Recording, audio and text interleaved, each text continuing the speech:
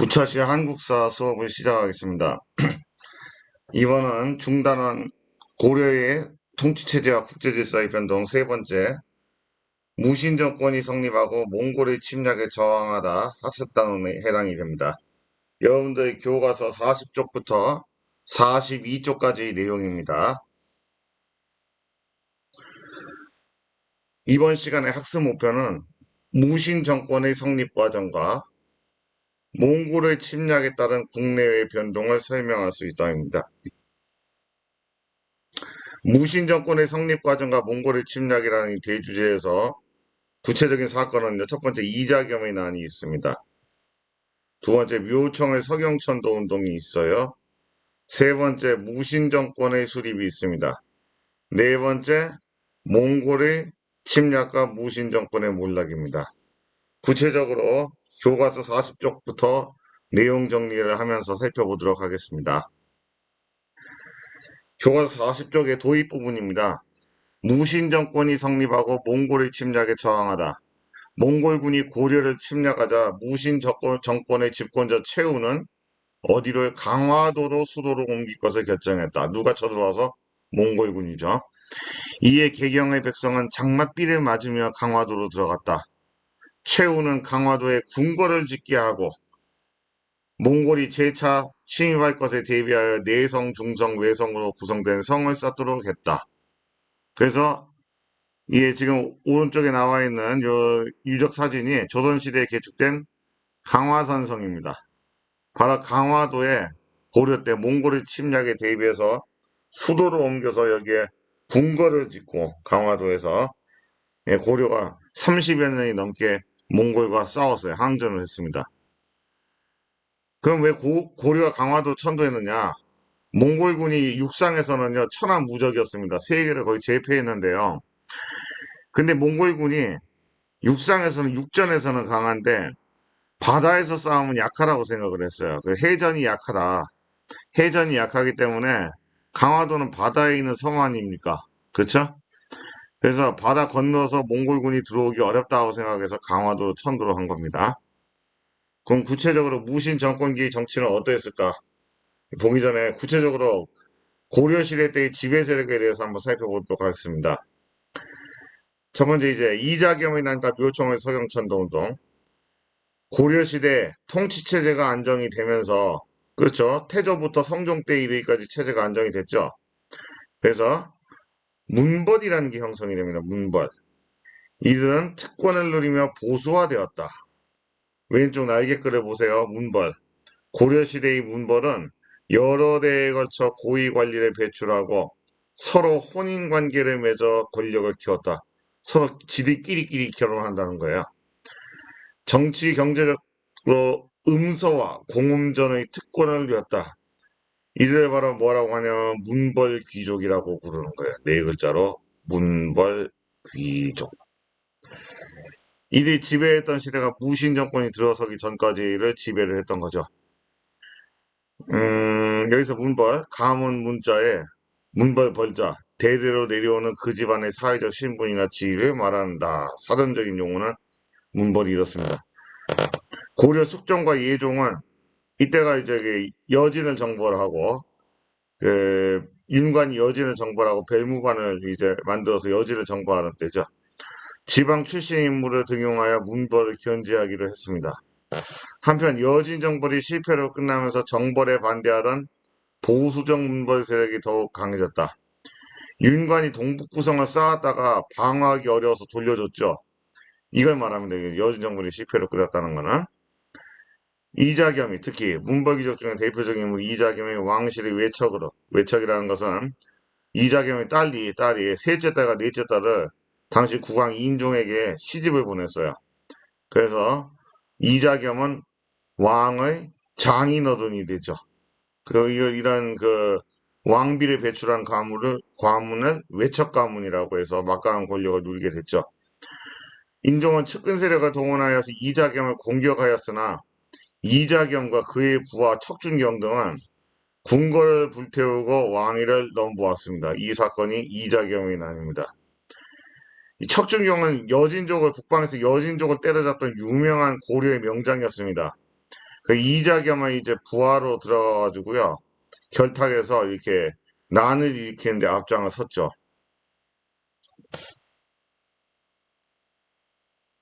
그래서 칭제곤원이란 말은 황제를 치닫고 연호로 사용한다는 주장. 전시회에 나왔죠. 이 1126년에 이자겸의 난이 일어난 것이고요. 한편 여진정벌 이후에 이 여진족이 다시 통합이 돼서 여진족의 족장 아구타가 금이라는 나라를 세웠어요. 금이 이제 중국 대륙의 송나라를 공격하고 또 저기 거란족이 있는 요 나라를 멸망시키면서 세력이 확장되면서 고려에 압력을 넣습니다. 그게 이제 군신 관계를 요구해 온 거죠. 그래서 군신이라는 것은 금나라가 임금이 되고 고려가 신하가 된다는 거죠. 이렇게 금나라를 떠받들어라, 고려에게 떠받들어라는 이런 요구를 해오자 당시 집권자인 이자겸 등의 문벌귀족은 고려는 금과 싸울 수 없다. 따라서 금의 요구를 수용하는 것이 현실적이라고 생각해서 금의 군신관계 요구를 수락을 했습니다. 그래서 금과는 여진족이 세운 금과 고려는 전쟁이 없었습니다. 왕권의 위협을 느낀 인종은 이자겸에 반대하는 문벌 귀족들의 세력들이 협조를 얻어서 이자겸을 몰아냈어요. 이자겸이 몰락하게 됩니다. 그 이자겸은 원래 부하였던 척준경에게 배신당해서 물러났고, 그 다음에 척준경도 또 이 문벌 세력들의 공격을 받아서 이제 물러났죠. 이 이자겸이 몰락한 뒤 금에 대한 사대에 반대한 인물들이 칭제 권한을 주장하면서 앞서 나왔던 황제로 칭하고 독자적인 언어로 사용할 것을 주장하면서 자주적인 세력을 형성을 했습니다. 이때 국왕 인종은요, 윤원희 등의 자주적 문벌과 묘총, 정지상 등 서경 세력을 중용을 했어요. 중용이란 말은 널리 저게 중요하게 기용해서 썼다 이런 뜻이죠. 서경 세력들은 바로 묘총, 정지상, 윤원희들은 풍수 도참사상을 내세워서 서쪽의 도읍인 평양인 이 서경으로 천도하고 개경에서 서경으로 가자는 거예요. 도읍을 옮기자는 얘기입니다. 그리고 금나라와 전쟁을 할 것을, 금을 정벌할 것을 주장을 했습니다. 인종도 서경에 대화궁이라는 궁궐을 짓고 천도할 뜻을 보였으나 누가 반대했냐면 개경의 김부식을 비롯한 개경 문벌귀족 세력들은 서경 천도에 반대를 했습니다. 결국 인종이 서경 천도를 포기하자 묘청은 서경에서 반란을 일으켰습니다. 1135년에 묘청의 난이라고 할 수 있어요. 앞에 이자겸의 난은 1126년. 그 10년 후에 이렇게 묘청이 또 반란을 일으킨 거죠. 김부식은 서경천도를 지지한 정지상 등을 제거하고 반란의 진압에 나섰고 결국 서경은 함락한 뒤 윤원이마저 쫓아냈다. 윤원이는요, 김부식과 함께 출정하여 서경 세력의 반란을 진압하는 데 공을 세웠으나 김부식은 윤원이가 정지상 등과 내통하여 역모를 깨었다는 상성을 올렸습니다. 계속된 탄핵으로 윤원이는 좌처되었습니다. 윤원이는 원래 묘청 정지상과 같은 세력에서나 묘청이 일으킨 난에는 협조하지 않고 오히려 김부식에게 협조했다는 얘기예요. 한편 이 서경천도를 둘러싼 여러 주장을 이렇게 정리를 해보겠습니다. 밑에 묘청은요, 묘청 주장 여기 시험 잘 나오죠. 서경 임원역의 땅을 보니 음양가가 말하는 대화세라서 궁궐을 세우고 여기로 옮겨 지내면 천하를 합병할 수 있을 것이요. 금이 스스로 항복할 것이며 36국이 다 신하가 될 것입니다. 영향을 준 서상이 역시 풍수지휘설이죠. 풍수지휘설 중에서 서경이 아주 좋은 길지라는 설입니다. 서경 길지설. 서경이 도읍으로 삼으면 좋은 땅이다. 이런 주장이 서경 길지설이라고 할 수 있어요. 풍수지휘설의 하나의 종류겠죠. 서경이 중요하다는 땅. 중요하다는 주장이죠. 윤원이를 보겠습니다. 연호로 세우가자 청함은 우리 임금을 높이는 정성에 근본한 것입니다. 신이 대화라는 말에 참여하지 않았으면 폐하께서 잘 아실 것입니다. 자, 묘청하고 윤원이의 차이점은 묘청은 칭제권원과 서경천도로 주장을 했고요. 윤원이는 칭제권원에는 동의했으나 서경천도에는 반대했어요. 이게 차이점입니다. 윤원이는 서경천도는 반대했다. 묘청은 서경천도로 주장했다. 김부식. 여름에 서경 대화궁 30여 곳에 벼락이 떨어졌습니다. 벼락이라는 거는 번개를 맞은 거죠. 그것이 기란 땅이면 그럴 리가 없습니다. 서경은 추수가 끝나지 않았는데 거동하신다면 농작물을 짓밟을 것이니 백성을 사랑하는 본의가 아닙니다. 김부식은요, 서경천도를 반대하는 입장입니다. 묘청이 서경에서 반란을 일으켰을 때 김부식은 서경천도를 지지한 세력을 제거하고 반란을 진압하는 데 앞장을 섰어요. 그래서 이 묘청의 서경천도 운동을 진압한 다음에 묘청의 난을 진압한 다음에 김부식이 집권하게 됩니다. 김부식이 권력을 장악하고 또 그 유명한 삼국사기를 저술한 인물이죠. 삼국사기를 저술했다. 누가요? 김부식이죠. 현재 전하는 가장 오래된 삼국시대 역사서는 김부식이 지은 삼국사기입니다. 옆에 이거 지도에 보면 이제 묘청의 난이 일어났던 격전지입니다. 서경을 중심으로 해서 있었죠. 그 다음 넘어가겠습니다. 내용 정리를 보면 그 묘청의 난 문벌의 형성, 보수적 문벌 세력이 강화됐다. 이자겸 등 특권을 누리면서 보수하였다. 대표적인 특권 두 가지 기억할 거 여러분들이 음서와 공음전이다. 공음전이 뭐냐면 5품 이상의 고위 관료의 자손들에게 수조권이 세습되는 땅입니다. 세금을 거둘 수 있는 권리가 세습되는 땅. 이거를 이제 공음전이라고 해요. 음서는 5품 이상의 고위 관료의 자손은 과거를 거치지 않고 관직에 오를 수 있는 특혜를 누렸죠. 이게 음서입니다. 음서와 공음전은 문벌귀족의 대표적인 특권이구나. 신분적 특권이었구나는 것을 기억을 해야 되겠습니다. 그 다음에 이제 이자겸의 난, 어, 이자겸의 금의 군신관계 요구 수용을 알아두시기 바랍니다. 그 다음에 묘청의 서경천도 운동, 서경세력 묘청 정지상 등 묘청의 반란이 일어났고 김부식이 반란을 진압했다. 묘청 세력, 서경 세력이 주장한 것은 서경으로 천도해서 금나라와 정제 전쟁을 하자라는 주장입니다. 여러분들 어떤 게 더 현실적이고 어떤 게 더 이상적인 주장이었는가 이런 거를 여러분들이 스스로 평가해 볼 필요가 있어요. 과거 역사적 사실에 대해서. 묘청의 서경천도 운동 만약에 성공했다면 금나라와 전쟁을 했겠죠. 그러면 고려하고 금나라하고 싸워서 누가 이겼을까요? 금이 당시 동아시아에서 가장 힘이 셌던 국가인데 북송도 멸망시켜서 송나라를 남쪽으로 밀어냈어요. 거란을 적에서 요도 멸망시켰고 이런 이제 강대국인 이 금과 전쟁을 했다면 고려가 막대한 피해를 입었겠죠. 이상적인 주장으로서 고구려의 옛 영토를 다 회복한다는 주장 굉장히 이상적인데 실제적으로는 굉장히 어려운 주장이 아니었는가 하는 게 묘청의 서경천도 운동이 되겠죠. 하면 반대로 김부식의 이런 개경 세력들의 주장은 현실 현실 안주하는 역할을 가지고 있죠. 현실에 대해서 안주하고 금의 요구를 이렇게 수용하는 등. 김부식도 마찬가지로 금의 군신관계 요구를 수용하는 것을 이어나갔습니다. 그래서 김부식이 집권한 이후로 이제 금나라하고 뭐 전쟁해 보인다든가 이런 건 없어요. 보수적인 이제 문벌귀족들은 현실적으로 이제 금나라와의 전쟁을 회피하고 현실 안정을 택했지만, 자주성은 잃었다. 고려가 이제 뻗어나가려고 했던 이전에 이제 고려 태조 왕건의 북진 정책이 이 문벌귀족 세력들의 승리로 인해서 이 고려가 이제 중요한 분기점, 북진 정책이 좌절되는 이런 상황에 놓였다. 이렇게 또 해석이 가능하겠죠. 이걸 좀 여러분들 이해를 하시면 되겠고요. 다음을 보겠습니다. 이제 무신 정권의 수립.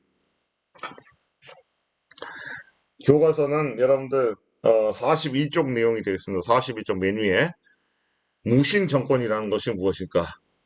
묘청의 서경천도 운동이 실패로 끝난 후에 중앙 지배층은 더욱 보수화가 됐습니다. 그래서 어떤 풍조가 나타나냐면 아주 그 적폐적인 아주 안 좋은 풍조가 문신을 우대하고 무신을 차별하고 천대하는 풍조가 일반적이었어요.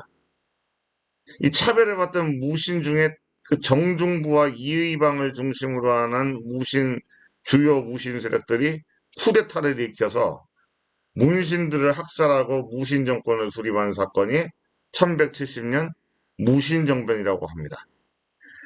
여기 보세요. 오른쪽에 도표. 이의방, 정중부, 경대승, 이의민. 이들이 초기의 무신 집권자들의 이제 집권 순서고, 중방에서 무신들이 모여서 회의를 하던 중기구 이름이 정치기구 이름이 중방인데, 여기서 이제 주요 국정을 논하고 정책을 결정했습니다. 이전에 뭐 도병마사라든가 이성육부 시스템을 무시한 거예요. 그래서 무신 정권 초기에는 최고회의 기구가 도병마사가 아니라 중방이 됐다는 것을 알고 있어야 되겠습니다. 이 시기에 여기 중방에 참여하는 사람들은 대장군, 상장군이라 불리는 그 당시 고위 장군들이었어요. 고려 중앙군의 고위급 장군들이 모여서 회의를 열었습니다. 지금 말하면 저기 합참회의, 국군 합참회의, 육해공군 합참회의 뭐 해당되는 게 중방이라고 할 수 있겠죠. 이 시기 무신과 문신의 관직을 동시에 할 수 있도록 문무경직제라는 거예요. 문무겸직제를 시행해서 무신이 바로 도병마사의 제신, 중서문화상의 제신과 중추원의 출신이 될 수 있게끔 법을 바꿨어요. 그래서 이제 무신들이 문관 고위직도 겸하게 됐던 거죠. 이전에는 겸하지 못하다가. 그러나 내부 권력 다툼으로 집권자가 자주 바뀌었어요. 이의방이 정중부에게 살해되고, 정중부는 경대승에게 살해됐고, 경대승은 병으로 죽었어요. 그러자 이의민이 경대승의 빈자리를 장악했다가 이의민이 최충환에게 죽임을 당합니다. 이렇게 막 집권자가 자주 바뀌면서 권력을 차지하기 위한 쟁탈전이 막 벌어지게 되는 거예요. 근데 특이하게 이들이 왕이 된 건 아니죠. 만약에 이들이 그 고려 왕조를 완전히 엎어버리고 스스로 왕이 되면 완전 반역자로 몰리기 때문에 이건 명분이 없어요. 반역자가 되면. 그래서 항상 이 무신들은 뭘 내세웠냐면 실권은 지지만 왕은 되지 않고 뭘 주장했냐면 뭐 국왕을 보위하고 땅에 떨어진 정치 기강을 바로잡고 백성들을 위해서 좋은 정치를 하겠다 이런 뭐 명분은 내세웠습니다. 항상 그 말만 그랬어요. 말만. 그나마 이 중에서 경대승이 좀 청렴결백하고 그나마 좀 개혁적이었다고 할 수 있는데 예, 몸이 안 좋아가지고 일찍 사망하는 바람에 개혁을 하지 못했어요. 한편 계속 넘어갈게요. 무신들이 세력을 키우기 위해서 또 뭘 벌였냐면 백성들을 수탈했습니다. 세금을 가혹하게 거르고 농민과 또 천민이 이에 저항해서 봉기하는 등 사회가 혼란했어요. 농민과 천민이 왜 봉기하느냐? 지금 문신들 밑에 있던 문벌기종 밑에 있었던 무신들이요. 무관들이 쿠데타를 일으켜서 권력을 장악했죠. 아랫사람, 윗사람을 쳐버리고 권력을 장악했다는 얘기예요. 그러면 사회 하층 계급이었던 농민과 천민도 그 위의 세력들을, 위의 지배층들을 쳐버려가지고 이들이 어떤 평등사회라든가 더 나은 사회를 뭐 꿈꾸는 이런 현상들이 나타났던 거죠. 좀 뭐 보수적인 입장에서 용어는 하극상, 당시 하극상이 풍조가 유행했다 하는 것이고, 뭐 긍정적인 뭐 진보적 입장에서의 풍조는 사회가 평등을 향해서 가는 움직임이 이 당시 혼란기 때 활발하게 나타났다 이렇게도 평가가 됩니다. 그래서 보면요, 여기서 이민은 어머니가 노비 출신이었어요. 아주 신분이 천했죠. 신분이 미천했으나 군인으로 뽑히는 용력이 힘이 대단했답니다. 별명이 금강야차라고 불렸죠. 무신정변에 적극 가담하여 출세했습니다. 그러니까 노비 출신도 권력을 장악하는 거 보고 농민과 천민들도 스스로 우리 권력 잡을 수 있겠구나. 해가지고 뭐 최충원의 노비였던 간의 노비, 산의 노비였던 만적 같은 경우가 왕후장상의 씨가 따로 있느냐, 우리도 권력을 장악해 보자 하면서 반란을 모의하다가 적발돼가지고 죽임을 당하고 그랬겠죠. 만적의 난 같은 경우 일어납니다. 한편 무신 정권은 최충원이 정권을 잡으면서 안정됐어요. 최충원은 사병 조직인 도방을 확대해가지고 호위를 강화했어요. 도방은 지금 말하는 경호실, 그러니까 자신의 경호부대입니다. 신변을 보호하는 경호부대. 그 다음에 교정도감이라는 걸 설치해가지고 정책을 결정을 했습니다. 이 교정도감은요, 바로 잡는다는 뜻이죠. 교정이란 말이. 바로 잡는 기간이 아니라 보세요. 왼쪽에, 오른쪽에 여기 선생님 화면을 보세요. 빨간 것이. 여러분들 교과서에는 없는 부분이. 최씨 무신 정권기 최고 권력기관이 교정도감이다. 교정도감의 수장인 교정별감은 최충원이 했어요. 형식상으로는 국왕이 임명했으나 실제로는 최고 무신 집권자가 자동적으로 승계를 했어요. 이 교정도감은 정적, 그러니까 최충원의 적들을 제거하는 역할을 했고 주요 정책을 결정을 했습니다. 이 교정도감이요. 앞서 중방에 했던 역할을 교정도감이 빼들어오고 여기서 국정을 다 결정해서 운영을 했던 거죠. 교정도감이. 왕은 허수아비였어요. 이 무신 집권기 동안에. 무신 집권기가 1170년에서 1270년까지 가죠. 100년 동안요. 왕은 있으나 왕은 실권은 없고 이 무신들이 나라를 쉽게 말아먹었습니다. 이어 집권한 최충원의 아들이에요. 아들이 집권을 했어요. 최후는 인사를 담당하는 정방을 만들었습니다. 인사가 뭐냐? 관료들의 관직을 임명하는 역할을 담당한 게 이제 이 인사라고 해요. 인사. 이걸 정방이라는 게 담당하면서 이걸 자신의 집에 설치를 했습니다. 원래 궁궐에 설치해야 되잖아요. 아주 웃기죠? 자신의 집에 설치해서 인사권을 장악해서 마음대로 운영을 했어요. 이 최후가 집권할 때 누가 쳐들어왔느냐? 몽골이 쳐들어오게 된 거죠. 한편 또 최후는 서방을 도와가지고 능력 있는 문신들의 자문을 얻었습니다. 그 대표적인 인물이 이규보 같은 사람들이 대표적이에요. 이규보. 이런 문신들이 그 최후가 굉장히 좋아했던 문신들입니다. 그 이전에 이 최충원 최후, 이들은 최씨 무신 정권은 이전의 무신 정권들하고 앞에 이의방 막 정중부 경대성하고 저 이의민하고 다른 점이 정중 이의방 뭐 이의민 얘네들하고 다른 점은 이게 문신들을 좀 기용을 하려고 해서 자문을 얻으려고. 앞에 뭐 이의방 정중부 이때 뭐 이의민은 문신들 진짜 무시했거든요.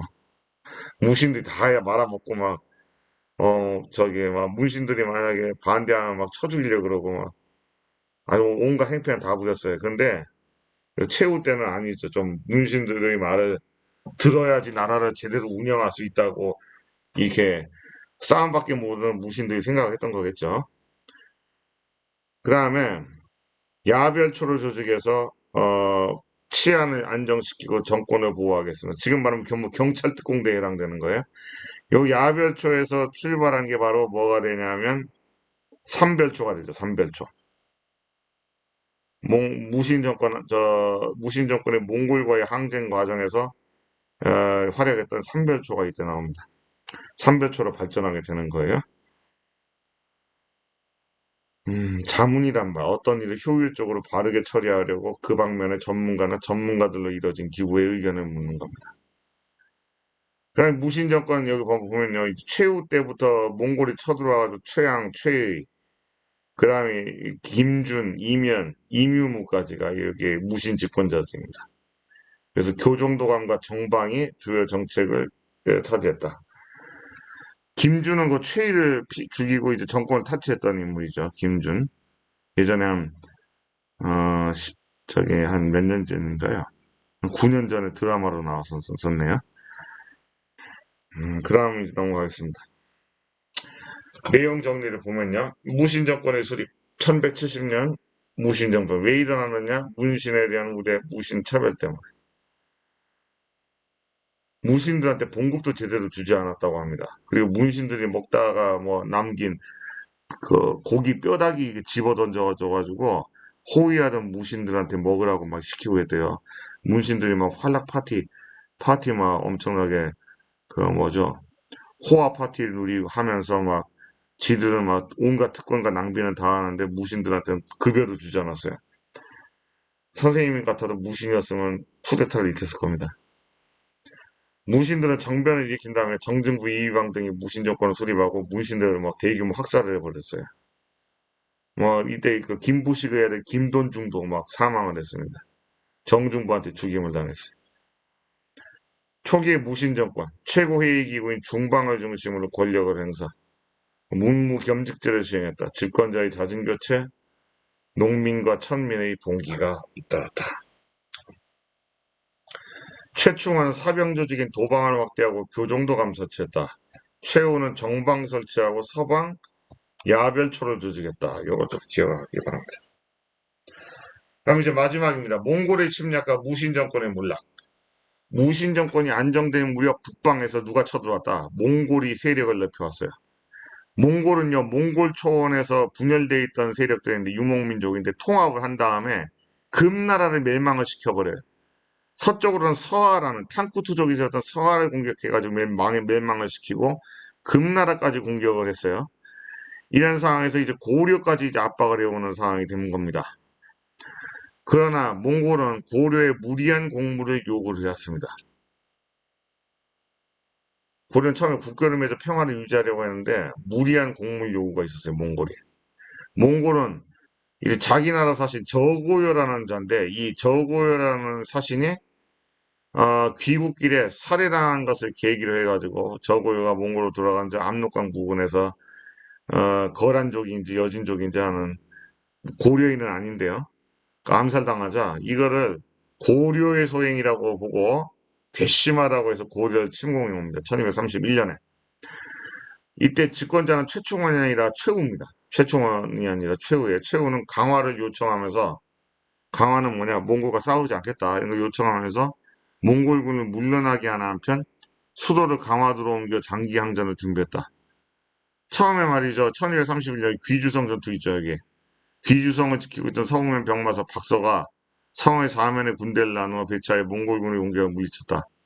요 강동 육주 지역이 격전 지역이었어요. 몽골의 침략을 잘 막기로 했는데 몽골에 저항하다 결국에는 전부 다 막 불에 타 죽고 막 피해도 컸습니다.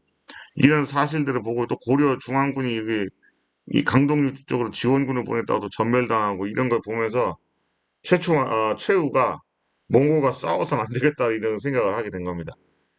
그래서 이제 몽골이 한편 그 육전에는 강하지만 육상에서는 강하지만 수전 해상에서는 바다에서는 약하다고 싸움이 약하다고 생각을 해가지고 수도를 어디로 옮겼느냐 강화도로 옮긴 겁니다. 그럼 고려는 백성을 중심으로 처인성, 충주성 등지에서 몽골군에 장기간 항전을 했어요. 전쟁이 계속되면서 국력이 약화됐습니다. 여기 처인성에서 몽골 대장 살리타를 저격해서 김윤우가 승리한 1232년, 충주성에서 몽골군을 두 차례나 김윤우가 격파를 했어요. 1232년, 53년에 김윤우 장군을 기억하셔야 돼요. 유명한 분입니다. 승려 출신의 용장이었죠.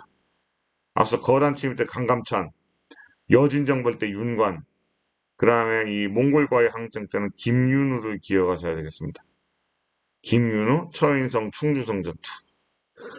설명해 드렸죠. 승려 출신 김윤우와 처인부공민은 몽골군을 기습하여 적장 살리타를 사살하고 몽골군을 크게 물리쳤다. 적장 살리타라는 자는 몽골군 총사령관이었어. 총사령관. 굉장히 고위직이었습니다. 몽골의 그 왕, 바로 밑에 직책인데, 이 고려를 침공하는 총사령관이 여기서 고려군의 공격을 받고 죽은 거예요.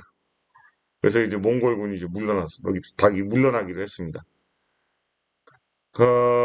한편, 봅시다. 그 고려가 국력 약화될 수밖에 없었어요. 몽골이 수차례 계속 침공해 들어오면서 우리나라 사람들 약탈해하고 죽이고 잡아가고 막 국토를 황폐화시켰어요. 경주에 있던 황룡사 국춘 목탑도 불질러 버렸죠. 이 엄청난 피해를 많이 입었습니다. 이 30년간 몽골과 이제 싸우면서 아주 지독하게 항전했는데 몽골들이 이렇게 장기간 이렇게 고려가 저항할 줄은 몰랐겠죠. 세계에서 가장 오랫동안 몽골에 저항한 나라들 중에 하나라고 할 수 있죠. 고려가. 고려는 결국에 이렇게 지금 상황이 됐습니다. 다시 교과서 본문으로. 몽골이 고려의 항복 조건을 낮추어 제시를 했어요. 상황이 이렇게 장기간 항전하니까 고려가 일단은 고려의 저항을 누그러뜨리기 위해서 한 거죠. 이때 무신들은 항전을 주도하는 출시 정권을 무너뜨리고 몽골과 강화를 추진하게 됩니다. 때마침 몽골에서 내분이 일어나자 고려는 몽골과 강화를 맺었어요. 1259년에. 이후 원종과 무신 정권 사이에 권력 다툼이 일어나고 고려 국왕 원종은 몽골의 지원을 받아 개경으로 돌아왔습니다. 1270년에. 무신 정권의 군사 기반이었던 삼별초는 이 개경 환도에 반발해서 진도와 제주도를 근거지로 옮겨가면서 저항을 했어요. 강화도에서 말이죠. 여기 진도 지도 보세요. 진도 용장성. 그 다음에 여기 탐라. 제주도에 항파두리성이라는 데가 있어요. 항파두리성. 제주도 수학여행 가면 여기 볼 수 있는 성인데 우리 올해 수학여행 갈 수 있을지 모르겠네.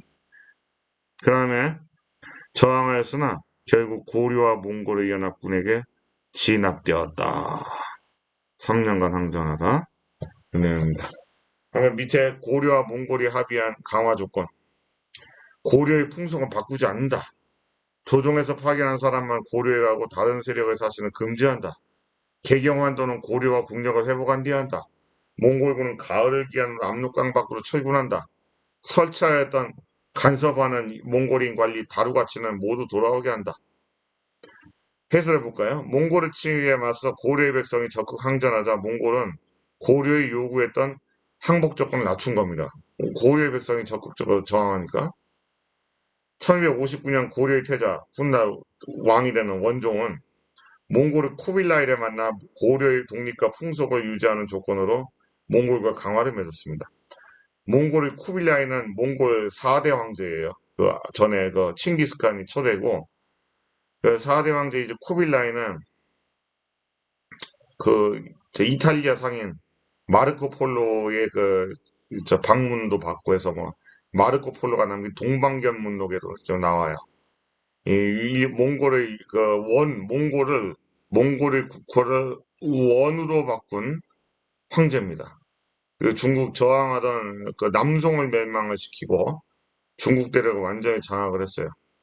쿠빌라이가 이제 원정을 또 실패한 데가 거의 고려와 강화 조약을 맺고 일본을 원정하려고 했으나 태풍을 만나서 실패했고 저기 남쪽으로 베트남을 공격을 하려고 했으나 아, 베트남의 그 쩌농다오 장군에게 패해서 결국에는 이제 베트남 정복을 실패합니다. 베트남과 일본 원정에는 실패했으나 이 몽골의 유명한 황제가 이제 쿠빌라이였어요. 쿠빌라이가 쉽게 말하면 고려를 인정한 거예요. 그래서 이게 보시면 고려와 몽골이 강화를 맺으면서 종속국이 아닌 독립국의 지위를 유지할 수 있었던 겁니다. 완전히 고려를 합쳐가지고 멸망시켜서 몽골의 하나의 성으로 삼은 게 아니거든요, 이거는. 고려를 독립국으로 인정하고 고려 왕을 몽골 칸의, 몽골 황제의 그 딸을 이 고려 왕에게 이제 시집을 보내는 형태로 해서 이렇게 혈연 간 동맹을 맺게 하려고 했었어. 다시 말하면 고려를 사위국으로 인정을 했던 거죠. 그래서 친선한 게 이런 배경에는 30여 년간의 고려인들의 끈질긴 저항이 있었음을 우리는 기억을 해야 되겠습니다. 이런 저항 정신이 있었기 때문에 중국 문화에 완전히 포섭되지 않은 겁니다. 우리나라가 독자적인 뭔가 한국만의 문화, 역사를 유지했던 것이 이 오랜 세월 동안에 중국이라는 대륙 국가에 맞서서 저항하고 정체성을 지켜냈던 이런 노력이 이제 역사 속에서 드러난다는 거예요. 그렇죠? 이런 역사를 무시해서는 안 되는 거죠. 요즘에 뭐 일부 드라마들이 왜곡하고 막 그러는데 그건 잘못된 거죠. 그렇죠? 예. 내용 정리 다시 하면 최종 정리하면 몽골의 침입, 최후의 강화천도, 천인성 충주성 항전, 몽골과 강화, 개경 환도, 그다음 삼별초의 항쟁. 삼별초는 강화도에서 진도에서 다시 제주도로 옮겨가면서 저항했으나 진압당했다. 이렇게 정리하시면 되겠습니다. 그다음 이제 교과서 42쪽에 고려 전기와 무신 정권기의 정치체제 비교를 보시면 되겠어요. 자료 1번의 고려 전기 정치 운영을 보면요. 문신들이 주도를 했어요. 문신들이 이 도병마사를 주도를 했죠. 병자 들어간다고 해서 무신이 들어가는 거 아닙니다. 무신은 중방이 있었어요. 저기 나오는 뭐 황보유, 뭐 선울 다 왕가도 다 누구야? 누굽니까? 문신들이야, 문신. 근데 자료 2번을 보세요. 무신정변 이후에 문신, 문벌귀족들이 몰라 그랬죠. 무신들이 집권했는데 이의민이 나옵니다. 이의민이 또 두경승이라는 장군이 있어요. 두경승과 함께 재상이 되어 중서성에 있으면서 어떤 사람이 용맹함을 자랑하기에 내가 그 사람을 이렇게 때려 눕혔어라고 하며 주먹으로 기둥을 치니 석가래가 흔들렸다. 이게 말이 돼요? 이 고위관리가 궁궐에서 힘자랑했다는 겁니다. 그러자 두경승이 말하기를 언제가 내가 맨주먹으로 치네 사람들이 다 낯서라고 하면서 벽을 치자 구멍이 뚫렸다. 서로 누가 더 힘이 세는가에 힘자랑 기싸움을 한 거예요. 어떤 사람이 시를 지어 이 사실을 조롱하기를 나는 이의민과 두경승이 두렵네. 그 당당한 모습이야말로 진짜 재상답구나. 이게 칭찬하는 게 아니에요. 반어적 표현이에요, 이거는. 이거는 재상 같지도 않은 놈들이라는 뜻입니다. 쉽게 말하면 무신들이 나라를 개판으로 운영했던 거죠. 이게 표현한 것이고요. 자료 3번. 최씨 정권기 권력기구. 최충화는 권력을 잡은 뒤 시행하려는 것을 반드시 교정도감을 통했다. 백관이 최후의 집에서 인사 관련 장부를 올리니 최후가 마루에 앉아서 일을 받았다. 최후는 정방을 자기 집에 설치하고 정방에서 백관의 인사를 결정했다. 최후의 문객들은 당대에서 이름난 학자들이 많았는데 이를 세 무리로 나누어 돌아가면서 서방에서 숙지가 들어가였다. 최후는 날마다 도방과 삼별차를 소집하여 마별초를 소집하여 이 마별초가 삼별초입니다. 격구를 하거나 격구는 말 타고 이 공을 치는 경기였어요. 지금 말하면 저기 서양 게임 폴로하고 비슷한가? 네, 그렇습니다. 이 격구를 하거나 창을 자유자재로 다루게 하거나 말을 타고 활을 쏘게 했다. 그죠? 그래서 1번 자료 1을 읽고 고려 전기에는 국가의 주요 정책을 어떻게 결정하였는지 써보자. 재신과 출신을 비롯한 고위 관리들이 사안을 논의하고 국왕이 논의 결과를 참고하여 최종 결정함으로써 안정된 국정 운영과 합리적인 정책 도출이 이루어졌다. 이렇게 쓰면 되겠죠.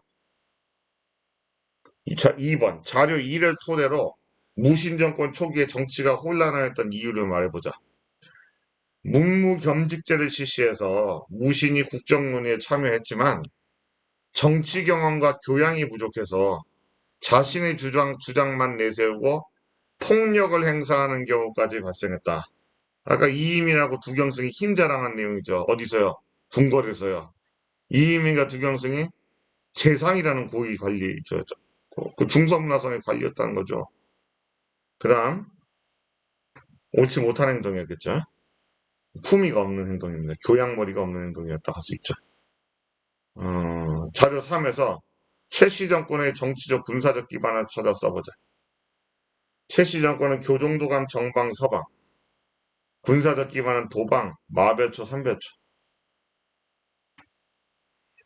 이렇게 쓰면 되겠죠. 그럼 4번 자료 2를 토대로 무신정권 초기에 정치가 혼란하였던 이유를 말해보자. 고려 전기에는 문신들을 중심으로 정치가 운영되었으며 귀족과 왕이 함께 의논하여 국정을 결정하였습니다. 그러나 무신 정권기에 들어와 초기에는 무신들을 중심으로 국정이 운영되었는데 당시 권력 다툼이 심하여 정치적으로 불안정하였습니다. 이후 최씨 정권이 들어서면서 정치가 점차 안정되어 갔습니다. 최씨 무신 정권 때 이르러서 그 무신들의 그 잔혹성이라든가 폭력성 이런 게 그 비교양적인 행동이 줄어들었어요. 좀 더 좀 무신 정권이긴 하나 최씨 정권이 이전에 뭐 이의민, 뭐 정중부 이 시대하고는 다르게 이의방 이런 자들이 집권하던 시기와는 다르게 좀 더 세련되고 교양 있게 그리고 문신들 자문도 받아가면서 이제 운영을 했던 거죠. 그러나 무신 정권 자체의 그 폭력성은 내재되어 있었고 여전히 독재적으로 나라를 운영했다 하는 것은 변함없는 본질이었습니다. 자 이제 확인 학습을 보겠습니다. 최후가 자신의 집에 설치했던 인사 담당 기구의 특징은요. 정방이 답이 됩니다. 그 다음에 근거지를 옮겨가며 저항했으나 결국 개경 환도에 반대하여 진도와 제주도로 가서 진압된 세력은 삼별초가 되죠. 그 다음에 이자겸은 칭제권원과 서경천도운동 금정벌 등을 주장하며 서경에서 나누니까 이자겸이 아니라 묘청이 되죠. 묘청. 그래서 X. 문신 위주의 정치와 무신에 대한 차별 대우에 반발해 무신 정변이 발생했죠. 맞습니다. 그럼 여러분들이 갖고 있는 학습지의 13차 시를 보겠습니다. 무신 정권이 성립하고 몽골의 침략에 저항하다. 고려의 누구는 서희는요. 서희. 1번의 진단평가 1번은 서희가 답이 되겠고요. 2번 예종 때 배무반을 이끌고 여진을 정발하였던 인물은 문벌귀족인 윤관입니다. 윤관은 문벌귀족 파평 윤씨네. 윤씨감은 문벌귀족이었지만 자주적인 인물이었다고 할 수 있어요. 이자겸이라든가 김부식과는 좀 다른 세력들이었다 할 수 있죠.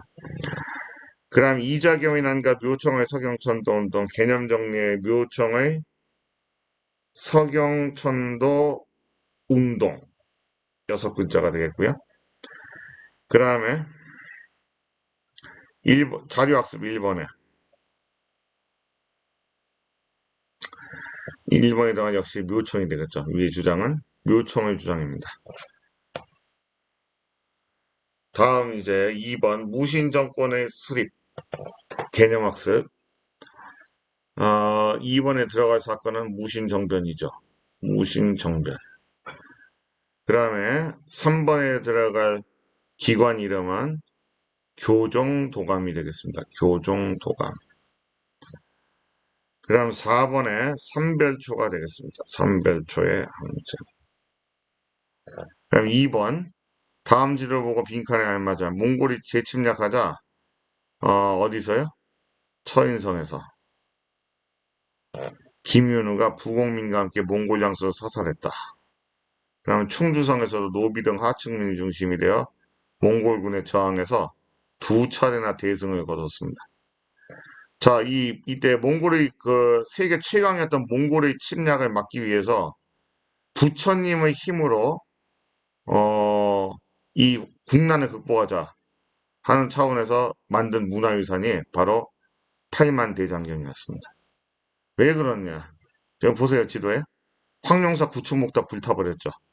그다음 대구 부인사에 보관돼 있던 거란의 침입 이후에 만들었던 초조대장경이 있어요. 부처님의 말씀을 기록한 게 대장경인데 이 초조대장경을 불질러 버렸어요, 몽골이. 그래서 다시 8만 개의 경판을 만들었다 해서 8만 대장경이 바로 강화도에서 제작이 됐습니다.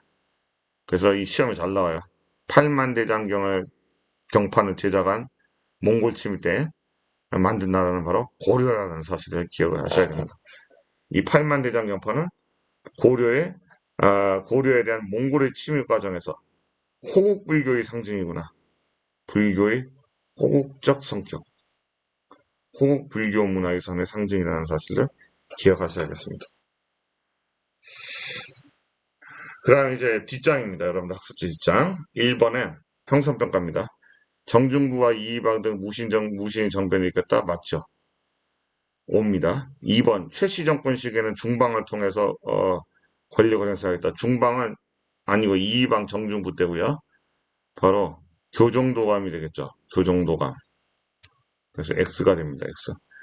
최후는 도방을 설치하여 행정능력 같이 문신을 등용했다. 도방이 아니라 서방이 됐죠. 그래서 X. 그 다음에 고려는 처인성, 충주성 등에서 몽골군에 항전했으나 전쟁이 계속되면서 국력이 약화됐다. 사실이죠. 5입니다. 5. 2번 이작용과 관련된 설명으로 옳지 않은 것을 골라야 돼요. 대표적인 문벌이었고요. 금의 4대국으로 수용했고요. 부하였던 척준경에게 제거됩니다. 맞아요. 그가 반란을 일으키는 후 왕의 권위가 크게 강화되었냐? 왕의 권위가 약화가 되었어요. 막강한 권력을 행사하자 위협을 느낀 인종과 측근세력이 그를 공격했기 때문에 그가 궁궐에 불을 지르고 임금을 유폐하는 반란을 일으켰던 겁니다. 답은 4번이 답이 됩니다. 가부터 라를 일어난 순서대로 나열하면 제일 먼저가 뭐가 되겠어요? 이자겸의 난이 되겠죠. 그래서 라가 첫 번째가 되고요. 두 번째 묘청의 난이 되겠습니다. 묘청의 서경천도운동 2번. 세 번째가 최충원이 이의민을 몰아내고 최씨 무신정권을 세운 3번. 그 다음에 몽골이 고려를 침략한 게 최후 때. 4번이 답이 되겠죠. 그래서 순서는 라, 나, 가, 다가 되겠죠. 라나가다. 4번. 다음 빈칸에 공통으로 들어갈 나라. 무신 정권이 안정된 무렵 북방에서 몽골이 세력을 넓혔죠. 몽골. 고려는 국교를 맺어 평화를 유지하려 했으나 그 몽골은 정답은 몽골이 되겠습니다. 마지막으로요. 이제 고려의 지배 세력을 이었죠. 고려 내부의 지배 세력들이 어떻게 변체됐냐면 고려 초기의 집권 세력은 호족들이 연합해서 나라를 세웠지 않습니까? 그래서 지배 세력들이 호족이었어요. 호족이 그 성종 때까지 이제 그 체제가 안정되면서 중앙 집권이 되면서 이후에 이제 문벌귀족으로 발전하게 돼요. 그럼 문벌귀족이 보수화되면서 결국에는 타락하고 결국에는 무너지게 되는 무신정변이 일어나게 되죠. 그래서 무신 집권 세력이 됐다가 무신이 몽골과의 항쟁 과정에서 몰락하고요. 그 다음에 다음 시간에 배우게 된 내용들인데 바로 몽골 세력과 결탁을 해서 고려 후기를 지배했던 대농장을 소유하고 가문으로서 부유한 가문으로서 권력을 장악했던 자들을 권문세족이라고 합니다. 권문세족. 이들을 비판하면서 신진사대부가 고려 말에 등장해서 권문세족들을 몰아내고 그 신진사대부가 고려 말 새롭게 등장한 신흥 무인 세력인 이성계와 손을 잡고 권문세족들이 만든 부패한 세상을 갈아엎어버리고 새로운 조선 왕조를 이제 열게 됩니다.